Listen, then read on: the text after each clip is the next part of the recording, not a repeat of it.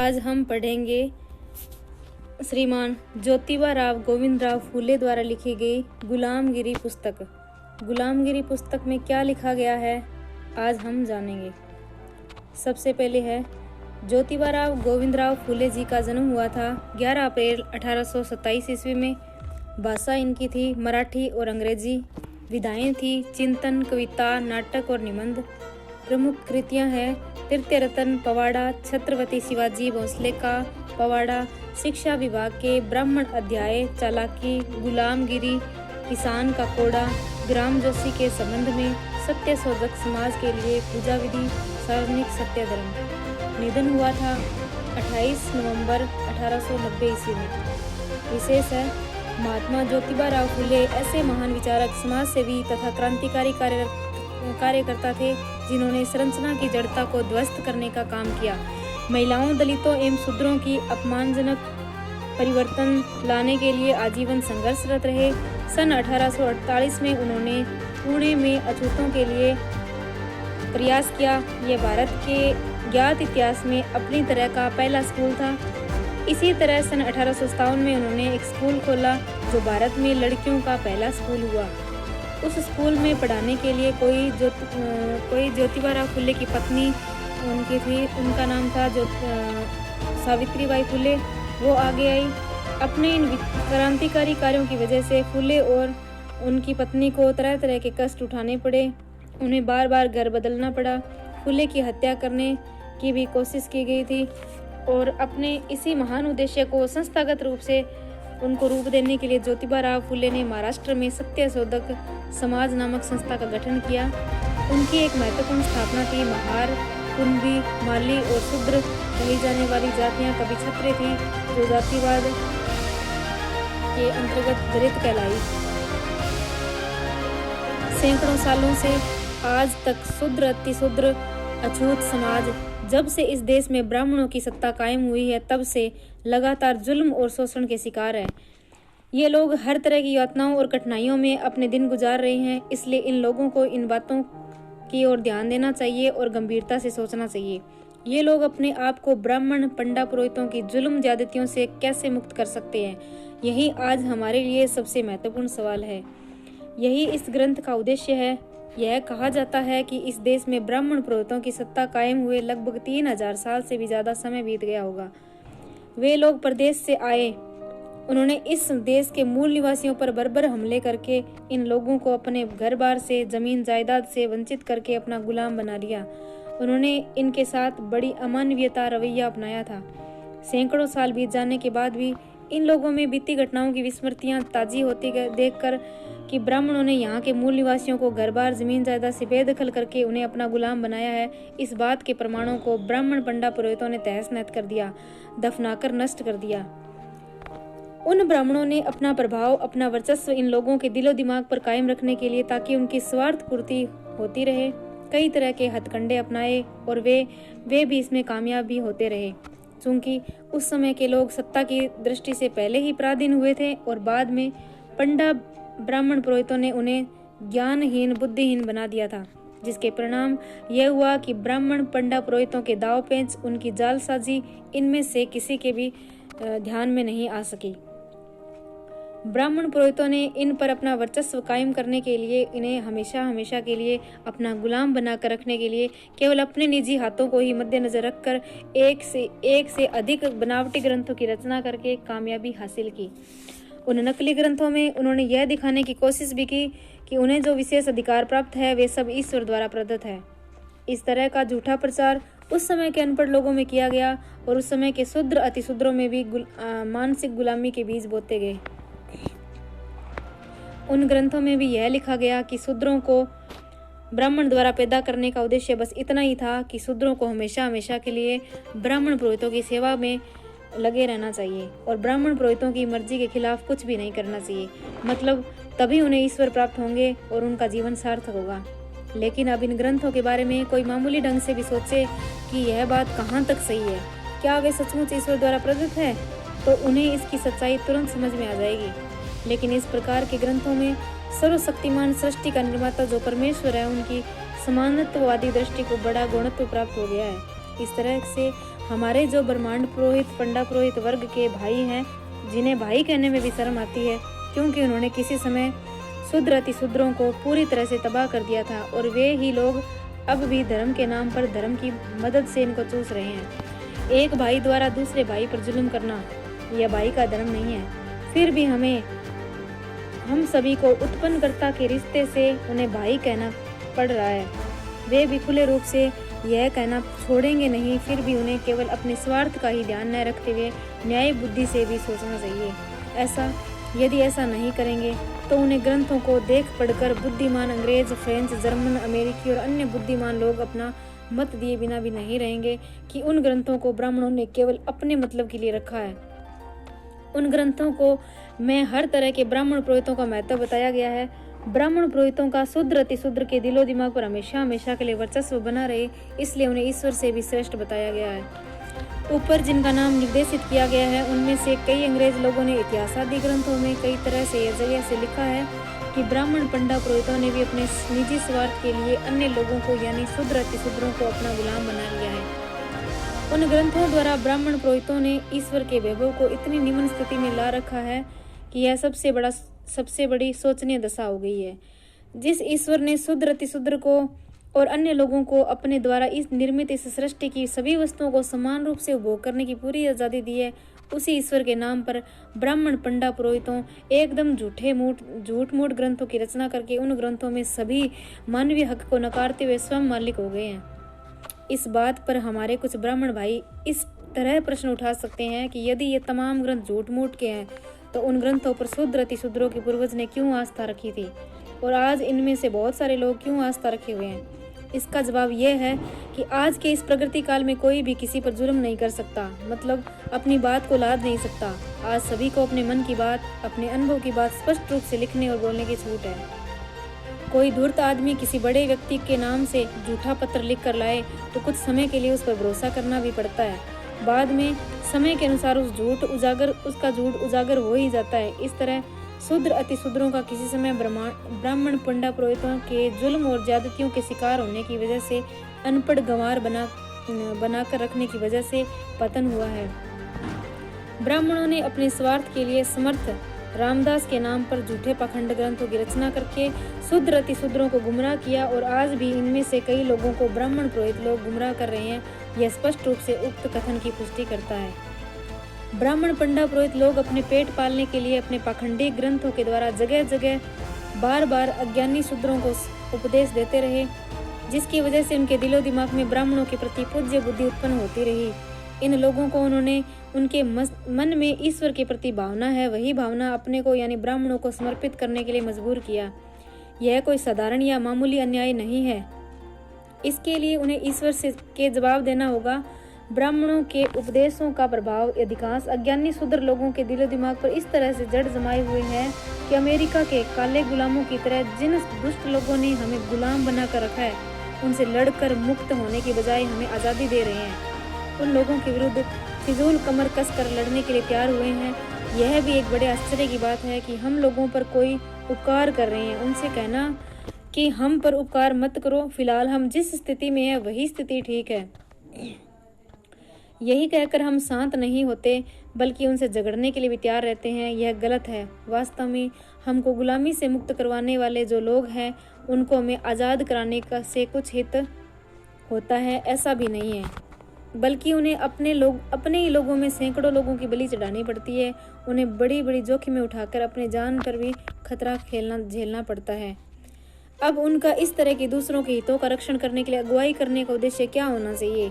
यदि इस संबंध में हमने गहराई से सोचा तो हमारे समझ में आएगा कि हर मनुष्य को आज़ाद होना चाहिए, यही उसकी बुनियादी ज़रूरत है। जब व्यक्ति आज़ाद होता है तब उसे अपने मन के भावों और विचारों को स्पष्ट रूप से दूसरों के सामने प्रकट करने का मौका मिलता है। लेकिन जब से आज़ादी नहीं होती तब वह वही महत्वपूर्ण विचार जनहित में होने के बावजूद दूसरों के सामने प्रकट नहीं कर पाता और समय गुजर जाने के बाद भी विलुप्त हो जाते हैं। आज़ाद होने से मनुष्य अपने सभी मानवीय अधिकार प्राप्त कर लेता और असीम आनंद का अनुभव करता। सभी मनुष्य को मनुष्य होने के जो सामान्य अधिकार है इस सृष्टि के नियंत्रक और सर्वसाक्षी परमेश्वर के द्वारा दिए गए हैं। उन तमाम मानवीय अधिकारों को ब्राह्मण पंडा पुरोहित वर्ग ने दबोच कर रखा है। अब ऐसे लोगों से अपने मानवीय अधिकार छीन कर लेने में कोई कसर बाकी नहीं रखनी चाहिए। उनके हक उन्हें मिल जाने से उन अंग्रेजों को खुशी होती है। सभी को आज़ादी देकर उन्हें जुल्मी लोगों के जुल्म से मुक्त करके सुखी बनाना, यही उनका इस तरह के खतरा मोल लेने का उद्देश्य है। वाह वाह, यह कितना बड़ा जनहित कार्य है।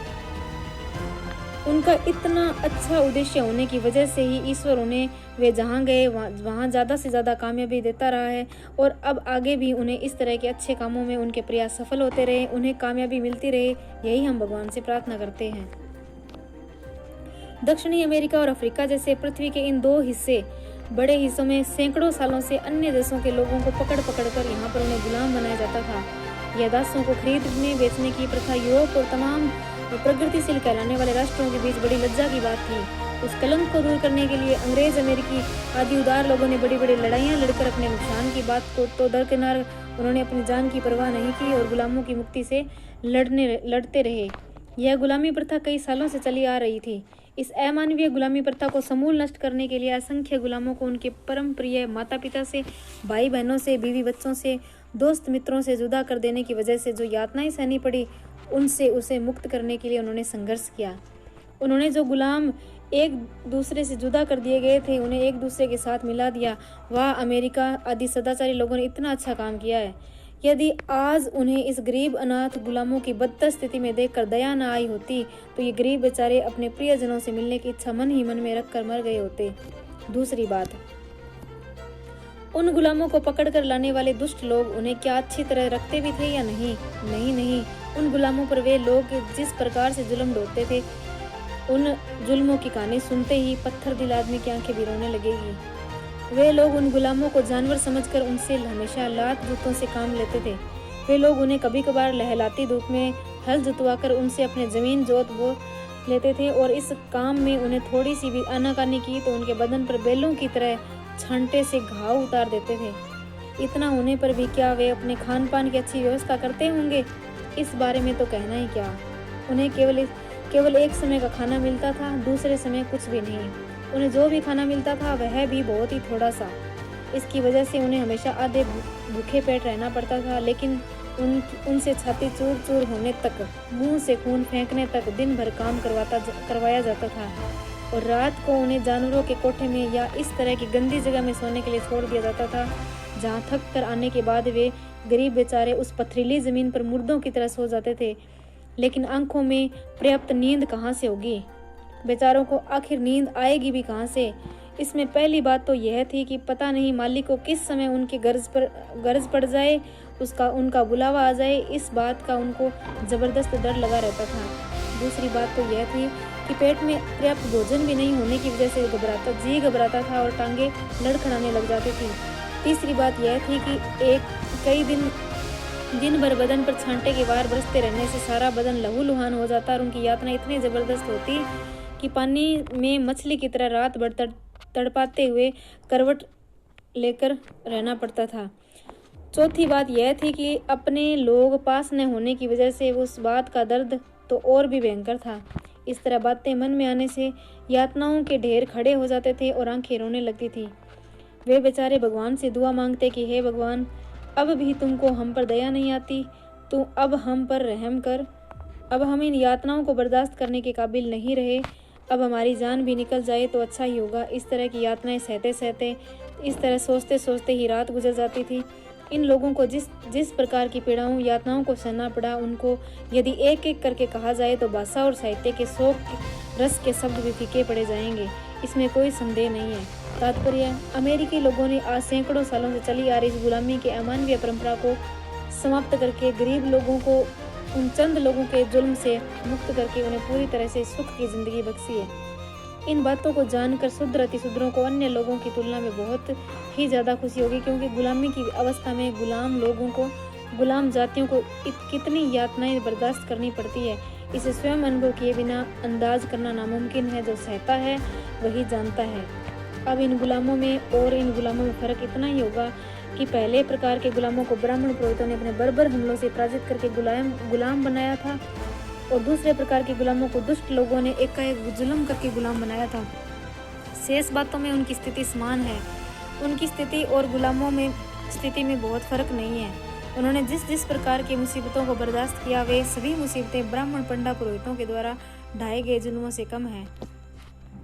यदि यह कहा जाए कि उन लोगों से भी ज़्यादा ज्यादतियाँ इन शूद्र अतिशूद्रों को बर्दाश्त करनी पड़ी है, तो इसमें किसी प्रकार का संदेह नहीं होना चाहिए।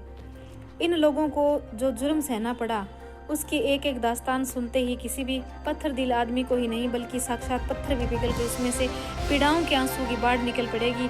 उस बाढ़ से धरती पर इतना बहाव होगा कि जिन पूर्वजों ने शूद्र अतिशूद्रों को गुलाम बनाया, उनके आज के वंशज जो ब्राह्मण पुरोहित भाई है, उनमें से जो पूर्वजों की तरह पत्थर दिल नहीं, बल्कि जो अपने अंदर के मनुष्यत्व को जागृत कर सोचते हैं, उन लोगों तो यह जरूर महसूस होगा कि यह एक जल प्रलय ही है। हमारी दयालु अंग्रेजी सरकार को शूद्र अतिशूद्रों ने ब्राह्मण पंडा पुरोहितों से किस किस प्रकार के से जुल्म सहा और आज भी सह रहे हैं, इसके बारे में कुछ भी मामूलात नहीं है। वे लोग यदि इस संबंध में पूछताछ करके कुछ जानकारी हासिल करने में कोशिश करेंगे, तो उन्हें समझ में आ जाएगा कि उन्होंने हिंदुस्तान का जो भी इतिहास लिखा, उनमें से एक बहुत भयंकर और बहुत ही महत्वपूर्ण हिस्से को नज़रअंदाज किया है। उन लोगों को एक बार भी शूद्र अतिशूद्रों के दुख दर्दों की जानकारी मिल जाए तो सच्चाई समझ में आ जाएगी और उन्हें पीड़ा होगी। उन्हें अपने ग्रंथों में भयंकर बुरी अवस्था में पहचाने के चंद लोगों के द्वारा सताए हुए, जिनकी पीड़ाओं से कोई सीमा नहीं है, ऐसे लोगों की दुरावस्था को उपमा देना तो शूद्र अतिशूद्रों की स्थिति की ही उपमा उचित होगी, ऐसा मुझे लगता है। इससे कवि को बहुत विषाद होगा, कुछ को अच्छा भी लगेगा। आज तक कविताओं में शोक रस की पूरी तस्वीर श्रोताओं के मन में स्थापित करने के लिए कल्पना ऊंची उड़ान भरनी पड़ती थी, लेकिन अब उन्हें इस तरह के काल्पनिक दिमागी कसरत करने की जरूरत नहीं पड़ेगी, क्योंकि उन्हें यह स्वयं भोगियों का जिंदा इतिहास मिल गया है। यदि यही है तो आज के शूद्र अतिशूद्र के दिल दिमाग अपने पूर्वज की दास्तान सुनकर पीड़ित होते होंगे। इसमें कुछ भी आश्चर्य नहीं होना चाहिए, क्योंकि हम जिनके वंश में पैदा हुए हैं, जिनसे हमारा खून का रिश्ता है, उनकी पीड़ा से पीड़ित होना स्वाभाविक ही है।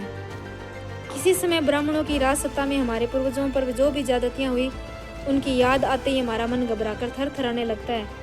मन में इस तरह के विचार आने शुरू हो जाते हैं कि जिन घटनाओं की याद भी इतनी पीड़ादायक है, तो जिन्होंने उन अत्याचारों को सहा है, उनके मन की स्थिति किस प्रकार की रही होगी, यह तो वे जान ही सकते हैं। इसकी अच्छी मिसाल हमारे ब्राह्मण भाइयों के धर्मशास्त्रों में मिलती है। यह कि इस देश के मूल निवासी क्षत्रिय लोगों के साथ ब्राह्मण पुरोहित वर्ग के मुखिया परशुराम जैसे व्यक्ति ने कितनी क्रूरता बरती, यही इस ग्रंथ में बताने का प्रयास किया गया है। फिर भी इसकी क्रूरता के बारे में इतना समझ में आया कि उस परशुराम ने कई क्षत्रियों को मौत के घाट उतार दिया था, और ब्राह्मण परशुराम ने क्षत्रियों की अनाथ हुई नारियों से उनके छोटे छोटे 4-4, 5-5 माह के निर्दोष मासूम बच्चों को जबरदस्ती छीनकर उनके मन में किसी प्रकार की हिचकिचाहट न रखते हुए बड़ी क्रूरता से उनको मौत के हवाले कर दिया था। यह ब्राह्मण परशुराम का कितना जघन्य अपराध था। वह चंद इतना ही करके चुप नहीं रहा। अपने पति की मौत से व्यथित कई नारियों को, जो अपने पेट के गर्भ की रक्षा करने के लिए बड़े दुखित मन से जंगलों पहाड़ों में भागे जा रही थी, वह उनका कातिल शिकारी तरह तरह से पीछा करके उन्हें पकड़ लाया, और प्रसूति के पश्चात जब उन्हें यह पता चला कि पुत्र की प्राप्ति हुई, तो चंद होकर आता और प्रसूति शुदा नारियों का कत्ल कर देता था। इस तरह की कथा ब्राह्मण ग्रंथों में मिलती है, और जो ब्राह्मण लोग उनके विरोधी दल के थे, उनसे उस समय की स्थिति समझ में आएगी। यह तो हमें सपने में भी नहीं सोचना चाहिए। हमें लगता है कि ब्राह्मणों ने उस घटना का बहुत बड़ा हिस्सा चुराया होगा, क्योंकि कोई भी व्यक्ति अपने मुंह से अपनी गलतियां कहने की हिम्मत नहीं करता। उन्होंने उस घटना को अपने ग्रंथ में लिख रखा है। यही बहुत बड़े आश्चर्य की बात है। हमारे सामने यह सवाल आता है कि परशुराम ने 21 बार क्षत्रियों को पराजित करके उनका सर्वनाश क्यों किया? उनकी अभागी नारियों के अबोध मासूम बच्चों का भी कत्ल क्यों किया? शायद इसमें उसे बड़ा पुरुषार्थ दिखता हो। उसकी यह बहादुरी बाद में आने वाली पीढ़ियों को भी मालूम हो, इसलिए ब्राह्मण ग्रंथकारों ने इस घटना को अपने शास्त्रों में लिख कर रखा है। लोगों में कहावत प्रचलित है कि हथेली से सूरज को नहीं ढका जा सकता। उसी प्रकार यह हकीकत, जबकि उनको शर्मिंदा करने वाली थी, फिर भी उनकी इतनी प्रसिद्धि हुई कि उनसे ब्राह्मणों ने उस घटना पर जितना पर्दा डालना संभव हुआ उतनी कोशिश की, और जब कोई इलाज ही नहीं बचा तो उन्होंने इस घटना को लिख कर रख लिया। हाँ, ब्राह्मणों ने इस घटना की जितनी हकीकत लिख कर रखी थी, उसी के बारे में यदि सोच विचार कर लिया जाए तो मन को बड़ी पीड़ा होती है। क्योंकि परशुराम ने जब उन क्षत्रिय गर्भधारिणी नारी का पीछा किया, तब उन गर्भिणियों को कितनी यातनाएं सहनी पड़ी होगी। पहली बात तो यह है कि नारियों को भागदौड़ करने की आदत बहुत कम होती है। उनमें से भी कई नारियां मोटी और कुलीन होने की वजह से, जिनको अपने घर की दहलीज पर चढ़ना भी मालूम नहीं था, घर के अंदर उन्हें जो कुछ जरूरतें होती थी वे नौकर लोग कर देते थे, मतलब जिन्होंने बड़ी सहजता से अपने जीवन का पालन पोषण किया था, उन पर जब उनके अपने पेट में गर्भ के बोझ को लेकर जब सूरज की लहराती धूप में टेढ़े मेढ़े रास्तों में भागने की मुसीबत आई, इसका मतलब है कि वे भयंकर आपत्ति के शिकार थी।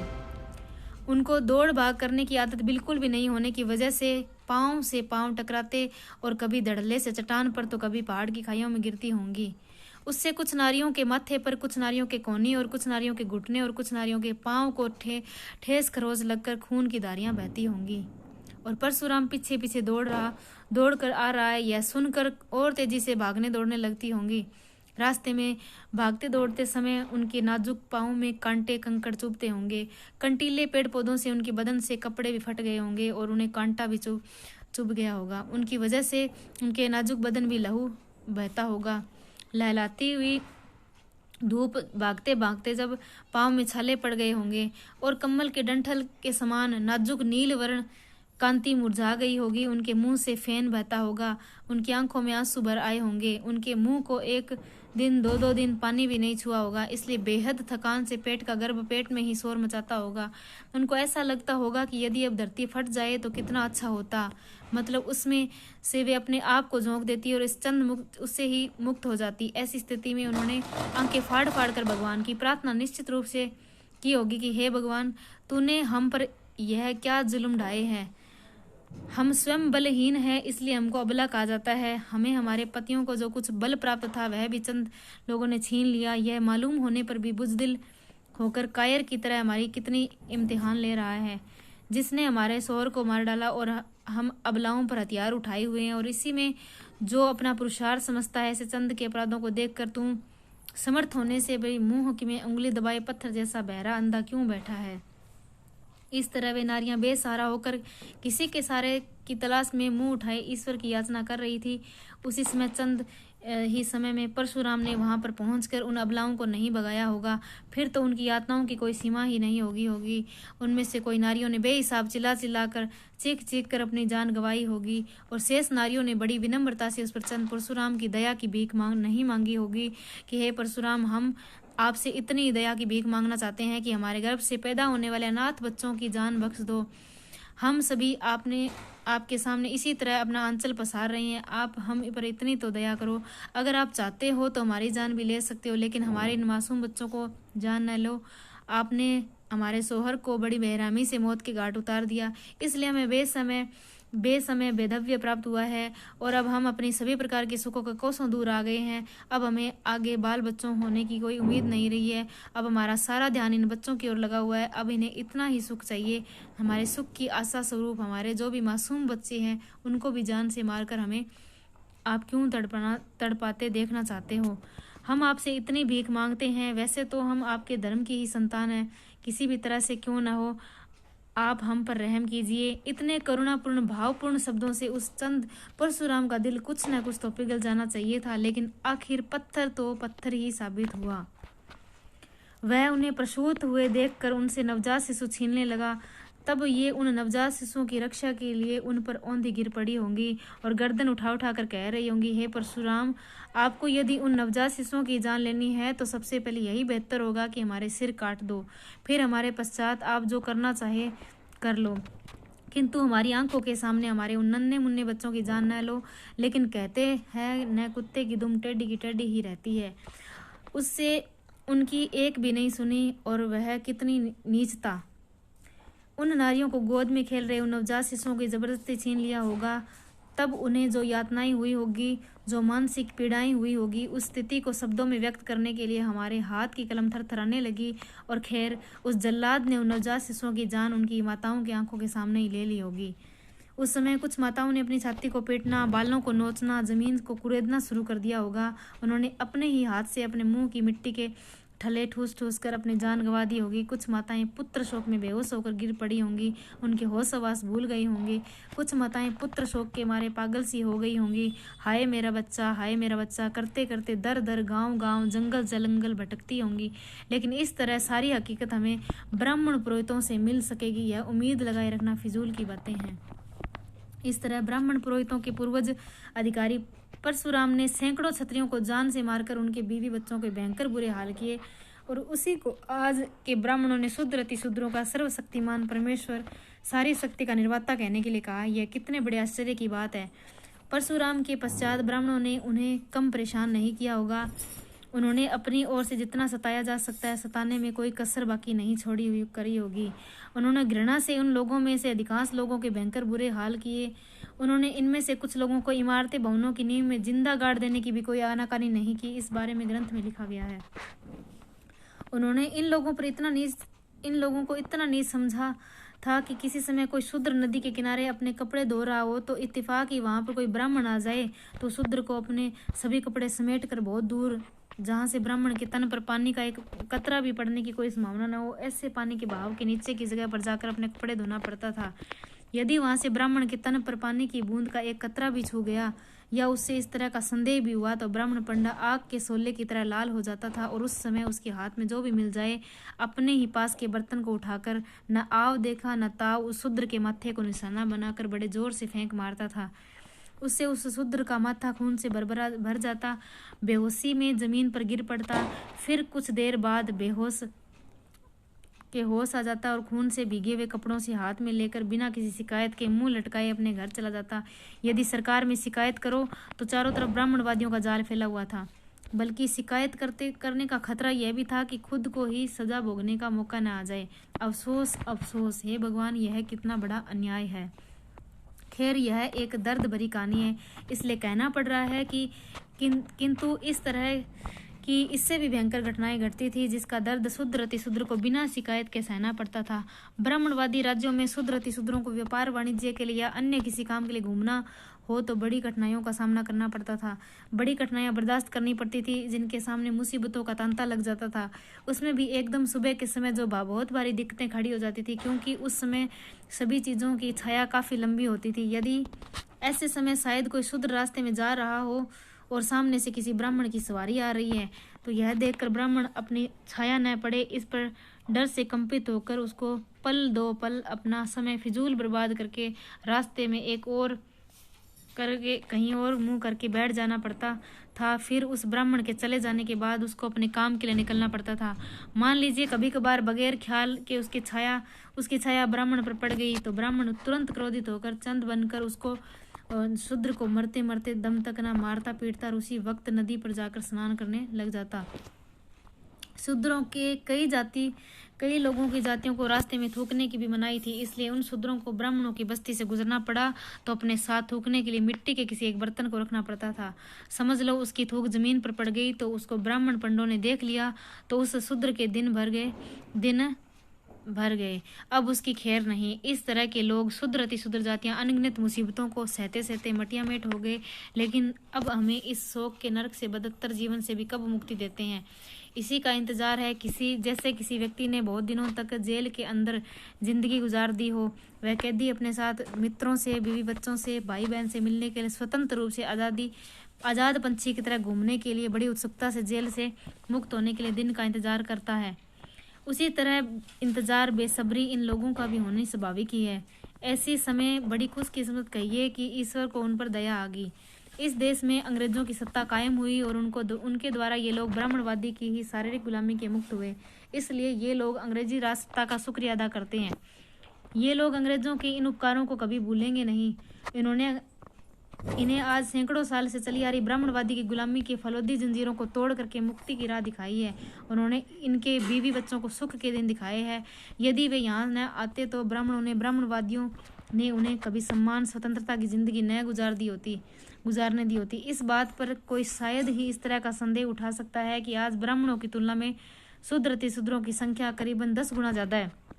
फिर भी ब्राह्मणों ने शूद्र अति शूद्र को कैसे मटियामेट कर दिया, कैसे गुलाम बना लिया, इसका जवाब यह है कि एक बुद्धिमान चतुर आदमी इस अज्ञानी लोगों के दिलो दिमाग को अपने पास गिरवी रखा सकता है और उन पर अपना स्वामित्व ला सकता है।